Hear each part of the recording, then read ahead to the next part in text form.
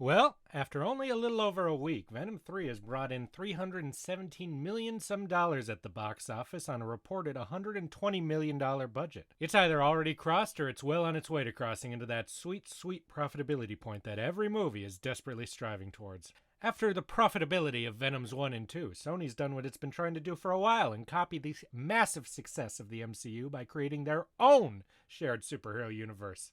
But unlike Fox, who had access to the rich characters and lore of the expansive X-Men franchise, or Disney, who's had access to the iconic heroes and villains of the Avengers roster, Sony only has access to a small part of Marvel lore, mainly Spider-Man. Now, don't get me wrong, Spidey is a contender for one of the most popular and iconic superheroes in comic and film history. He's had numerous films and appearances in animation, video games, merchandise up the wazoo for decades, and he is still going strong. But he's still just one character. At most, they can make one movie starring the guy every couple years, and they're very likely to make a profit. But you know what's better than making a profit off of one film in a year?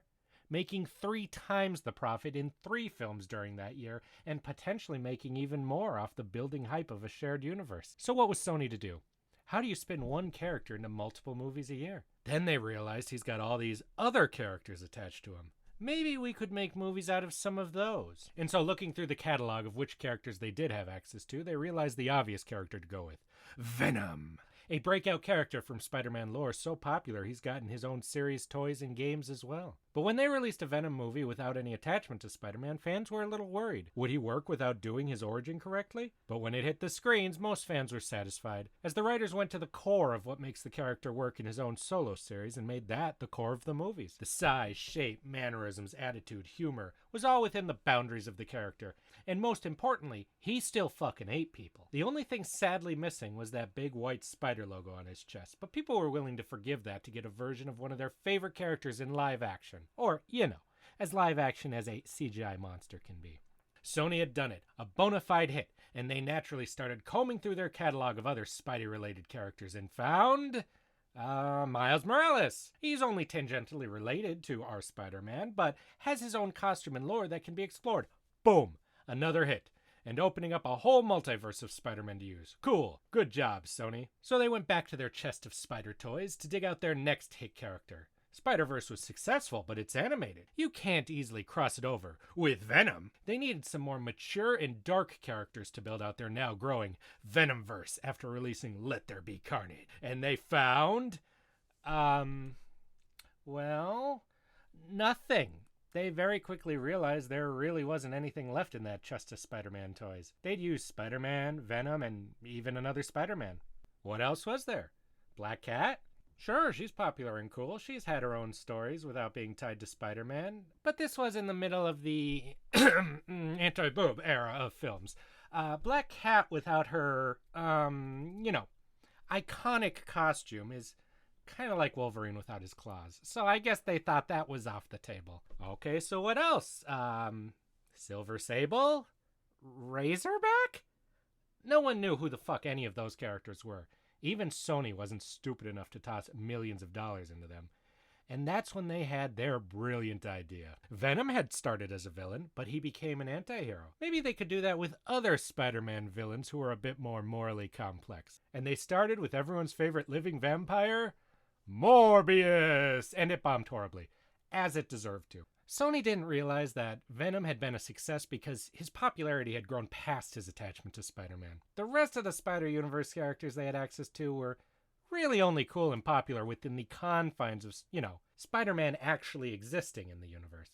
It's like how R2-D2 is an awesome character, but if you tried to make an R2-D2 movie based in a world without Luke, Han, Leia, Vader, or even C-3PO, it'd be fucking stupid. It would just be about some random robot who beeps a lot. And let's be honest, Morbius is no fucking R2-D2. He's more like, Nib-Nub?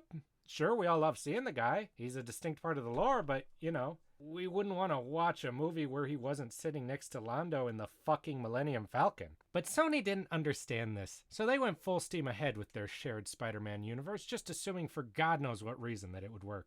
Morbius made $167 million on an $83 million budget, which, if you factor in the marketing budget and all that, means it made maybe $5, though I doubt even that.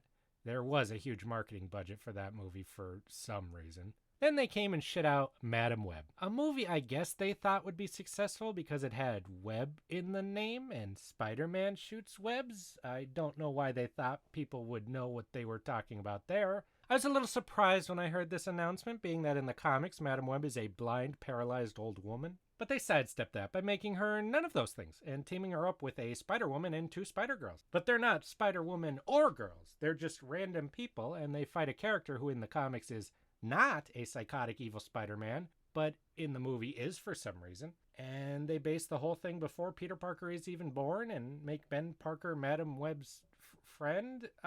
Well, from that description alone, I think you could guess it did not make a profit with a $100 million box office on a reported $100 million budget. And I feel somewhat confident that one of the only reasons it made even that was Sydney Sweeney's sudden boost in popularity during promotion of the film due to her what was this? Yes.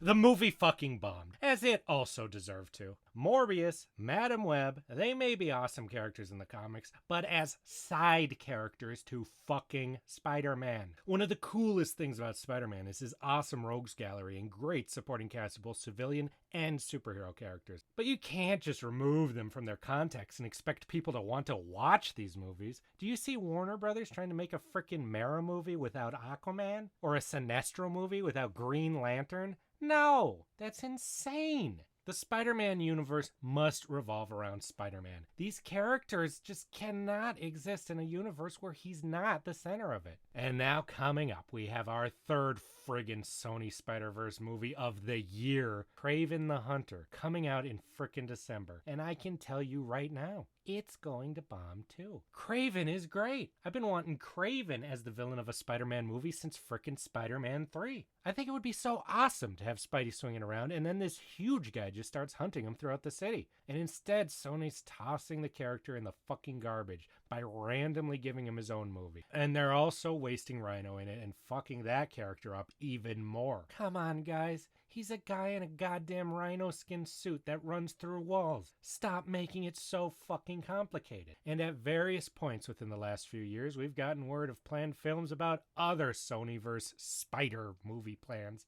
that make even less sense. Jackpot, what? Nightwatch, wait, what the fuck's that? El Muerto, wait, that makes even less sense. A Silk Show, who was in the MCU, wait, what? I never realized, but that makes no sense again. The Hypno Hustler, okay, no, you're just fucking trolling me at this point. Nope, all real. They've also discussed at various points turning what was once a Silver Surfer Black Cat movie into 2 separate movies, or even a show or 2 shows. Or how do you think the Tobey Maguire era of Spider-Man would have gone if Green Goblin had been introduced in his own movie where he was an anti-hero? Would anyone have watched that shit? If instead of seeing him in Spider-Man 2, Dr. Octopus had just started in his own movie where we saw his origin as Doc Ock without Spider-Man even being around or even existing in the universe. And those characters were already more well-known and popular than fucking Morbius or Madam Web. So what are they thinking? But it doesn't matter. None of this fucking matters because Kraven's gonna fucking bomb, and hopefully it'll tell Sony the lesson we've been trying to hammer into their heads for years. We like Spider-Man. Put these characters into a Spider-Man film and then do spin-offs, you absolute morons. Morbius, Black Cat, Spider-Woman, put these characters in a Spider-Man movie first, and all of them have the potential to be their own successful films afterwards. Venom is an exception, because Venom is an awesome goo space monster thing that's buff as hell and eats people, while also being a character we can root for. And more importantly, the writers know that. They aren't trying to turn Venom into something he's not. They're giving the people what they think they want. Some characters are just leads, and some, like fucking El Muerto, are not. And Sony, you have the perfect excuse to make 3 Spider-Man movies in a year after No Way Home. What are you doing?